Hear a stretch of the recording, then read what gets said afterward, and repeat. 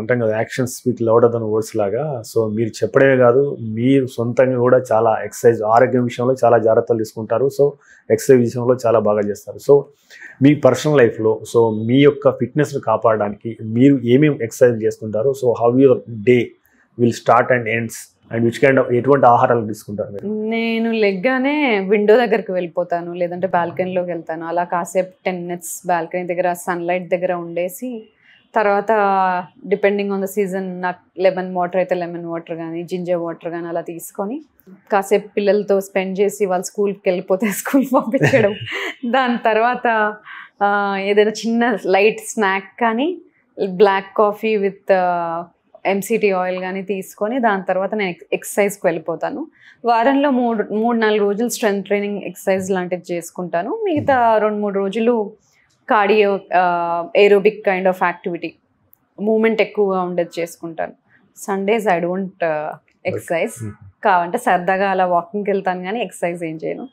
ఇలా ఎక్సర్సైజ్ చేసుకున్నాక ఇంకా తర్వాత బ్రేక్ఫాస్ట్లో నేను ప్రోటీన్ తీసుకోవడానికి ఎక్కువ ఇష్టపడతాను. ప్రోటీన్తో పాటు నేను ఎక్సర్సైజ్ చేస్తాను కాబట్టి స్ట్రెంత్ ట్రైనింగ్ ఎక్సర్సైజ్, దాంతోపాటు కార్బ్స్ కూడా తీసుకుంటాను. In the form of fruits తీసుకుంటాను, నట్స్ చిన్నగా నానబెట్టుకున్న నట్స్ తీసుకుంటాను. లేదు కొంచెం వండుకున్న ఓట్స్ కానీ, లేకపోతే అవకాడో ఉన్నప్పుడు నాకు సార్డో బ్రెడ్ ఇష్టం. సో అవకాడో విత్ సార్డో బ్రెడ్ కానీ, ఎగ్స్ విత్ సార్డో బ్రెడ్ కానీ, లేదంటే ఆ రోజు ఏమైనా పెసరట్టు కానీ ఏదైనా దోశ ఉంటే అది కొంచెం, లేదంటే ఎగ్స్ కానీ, ఇలా మార్చి తీసుకుంటాను. కానీ లంచ్ నేను ఎప్పుడు ప్లాన్ చేసుకుని లంచ్ బాక్స్ డెఫినెట్లీ తీసుకొని వెళ్తాను. మనం హెల్తీగా ఉండాలంటే ఫస్ట్ థింగ్ ప్లానింగ్ ఇంపార్టెంట్. చాలామంది ప్లాన్ చేసుకోకుండా లంచ్ ఆ టైంలో ఆకలేసినప్పుడు ఏది పడితే అది ఆర్డర్ చేసేస్తాము. ఆ టైంలో రాంగ్ డెసిషన్స్ తీసుకుంటాము, అన్హెల్దీ డెసిషన్స్ తీసుకుంటాం. కాబట్టి ప్లానింగ్ ఇంపార్టెంట్. ప్లాన్ చేసుకోవాలి. Lunch we should plan, dinner we should plan. Accordingly lunch box plan చేసుకొని వర్క్కి వెళ్తాను. అంటే సాయంత్రం స్నాక్స్, డిన్నర్ ఎప్పుడు కంప్లీట్ చేస్తాను? డిన్నర్ కుదిరినంత వరకు 7:30 లోపు ఫినిష్ చేయడానికి ట్రై చేస్తాను. డిన్నర్ కలిసే చేస్తాం పిల్లలు మేము, కాబట్టి అందరూ వాళ్ళని పుష్ చేసి అందరం టేబుల్ దగ్గరకు వచ్చి తినేసరికి 7 నుండి మొదలు పెడితే అది 7:30 అవుతుంది. కుదిరినంత వరకు 7:30-8 లోపు ఫినిష్ చేస్తాను. నైట్ 10 కల్లా పడుకుంటాను. సో అంటే స్ట్రెస్ విషయంలో సో మీరు మానసిక ఒత్తిడిని తగ్గించుకోవడానికి మీరు అంటే సంగీతాన్ని వింటారా? సో బుక్స్ చదువుతారా? సో ఏం చేస్తారా? ఇట్లా నేను మ్యూజిక్ బాగా వింటాను. కార్లో ఎప్పుడున్నా మ్యూజిక్ ప్లే అవుతుంది. లేదు బుక్స్ బాగా చదువుకుంటాను. నాకు బుక్స్ చదువుకోవడం ఇష్టం. అలాగే బ్రీదింగ్ ఎక్సర్సైజెస్ని డెఫినెట్గా చేస్తూ ఉంటాను రాత్రి పడుకునేటప్పుడు కానీ. పొద్దున పూజ గదిలో కూర్చున్నప్పుడు, పూజ చేయనప్పుడు అంటే దండం పెట్టుకుని కూర్చొని బ్రీదింగ్ చేసుకుంటాను. సో అలాగా